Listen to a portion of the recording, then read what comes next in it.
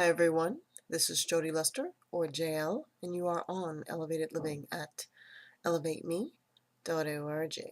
And this is the Daily Lift, and we are discussing in the month of February 2011 relationships. Today's topic is familiarity. There's a saying that goes, familiarity breeds contempt. I think sometimes we find ourselves in this curious briar patch when we enter into relationships. Some of us believe in being open and honest and true to a fault. And then there are some of us who hold back way too much. In all things, there should be a balance, especially when being too comfortable in our relationships. We tend to get a little too common, and that's where that saying comes in. You don't want to be so careless with your authenticity that it becomes contemptible. What do I mean by this? Well, as much as it is wonderful to embrace the true and the real and the depth of our honesty of who we are, it's also good to keep our boundaries. We had a discussion about this, about professionalism and about maintaining our borders and about spirituality. But it also goes for our romantic relationships, our one-on-one partnerships. We need to make sure that we don't get too familiar. We need to keep some soft boundaries as we negotiate our relationships and negotiate the terms and agreements. There needs to be rules that are spoken and understood, and maybe some that aren't spoken, for times when we need to be careful, times we need to be alone, times when we need to be human and we need to do it by ourselves. There are wonderful modern technologies that allow us this alone time. You know, in many homes, there's definitely more than one bathroom. This gives people their individual boundaries.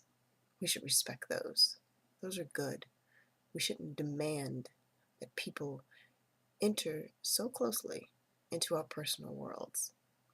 Keeping some boundaries, especially physical ones, in times when relationships are so fragile, will help keep things exciting, new. It'll keep mystery in its place, and it'll keep us with a good reverence, a good respect, a concern for one another. Now, as partners, we also need to learn that one day we'll grow old together. If we're in this and we're committed, and that all these boundary lines will get blurred, but we don't have to jump into such personal and mucky waters this early on. Time will allow for those things. Health sometimes will fade, and well, there'll be time enough for those boundaries to cross. There'll be time enough to have to get really personal with your partner if you've lived long enough. Sort of the way we have to get personal with our children when they're first born, and some of us are finding that we have to cross boundaries with our own parents as they get older and their ability to care for themselves begins to fade.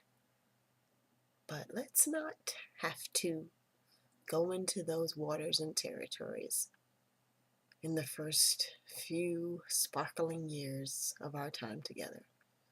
Let's use the resources that we have, the ability to negotiate with the health that we have, the modern technologies that draw lines, that keep some mystery and keep some things sacred, at least for a little while.